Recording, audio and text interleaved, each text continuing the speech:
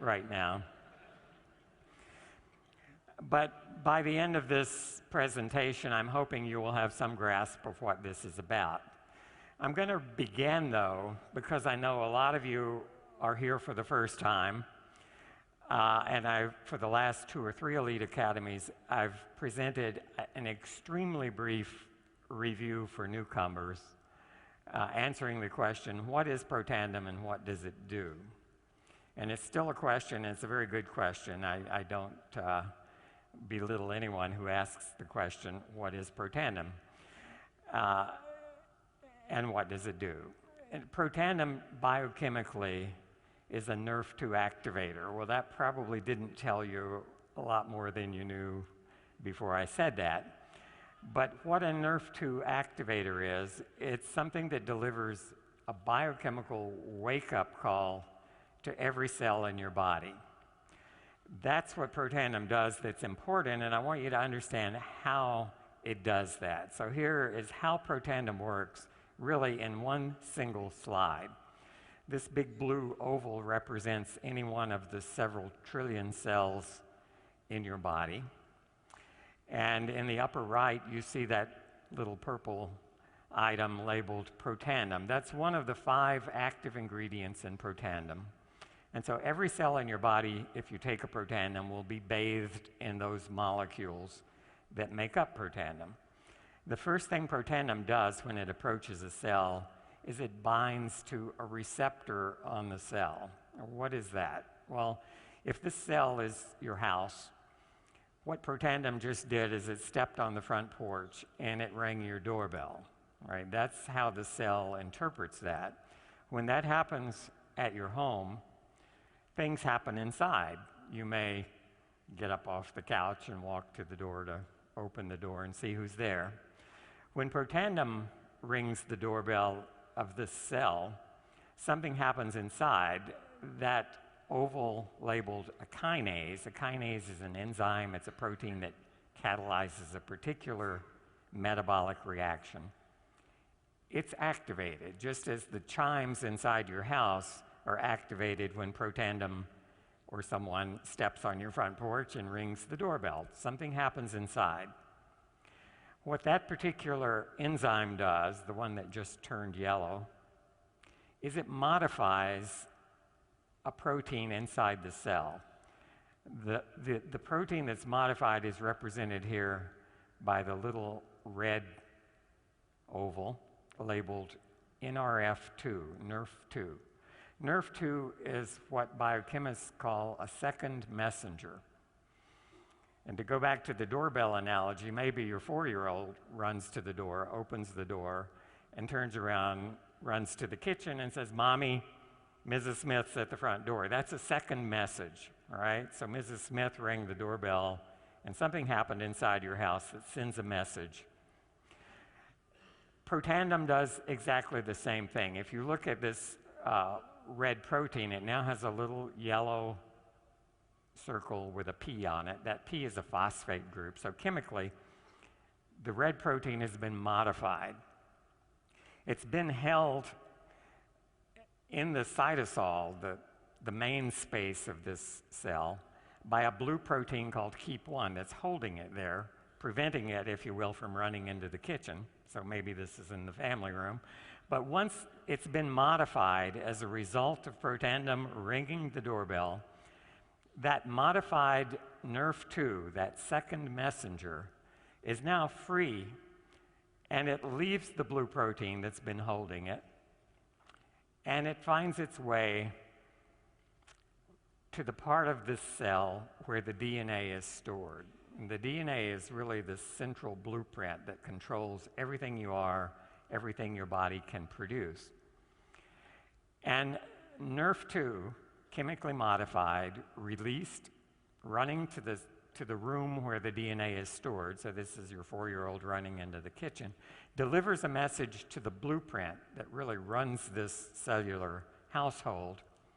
The DNA is comprised of 25,000 genes, and they are blueprints that make every protein in your body, every enzyme in your body.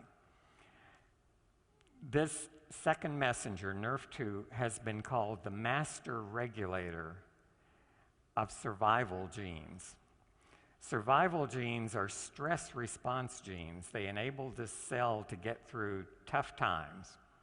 Some of them are antioxidant enzymes, and we've talked about those from the beginning. When Protandim started, what we thought it would do is upregulate, make more of two specific enzymes. And at the last Elite Academy, I showed you what we now understand about how it works and what it does. Protandim upregulates at least 400, maybe closer to 600 or 800 enzymes, not just the two we were originally interested in. Among those enzymes are survival genes of all kinds, not just helping you to survive oxidative stress, but helping you to survive traumatic stress. Cells get injured, they respond, organs get injured, blood vessels get injured. Today we're going to be talking about what happens when blood vessels are injured, and they can be injured by well-intentioned surgeons and physicians, and they respond in ways that can create problems for us. Problems not related to the original disease, but problems related to what happens next. When this messenger gets to the DNA, it finds every gene in the nucleus that's regulated by a certain kind of switch. Here it's labeled ARE. That's a switch. Every gene has a switch, just like every light fixture in your house has a switch. And the genes are expressed, their products are produced as that switch. It's sort of like a dimmer switch. As you turn it up, you get more production. You turn it down, you get less production from that particular blueprint. So Protandim ringing the doorbell results in a reshuffling of those 25,000 blueprints in the nucleus of the cell. Hundreds of new gene products are produced, or more of them are produced. For another couple of hundred, they're turned down. Some of those are pro-inflammatory genes. They promote the inflammatory process. They're pro-fibrotic genes that cause scar tissue to be formed. So it's really a normalization in many cases, a readjustment of all the instructions being sent to that cell.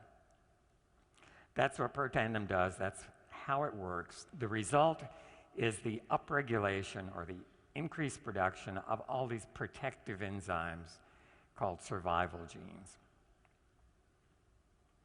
This is a figure from the very first paper we published on Protandim, and I'm coming back to this because it also relates in what I'm going to tell you today about heart disease.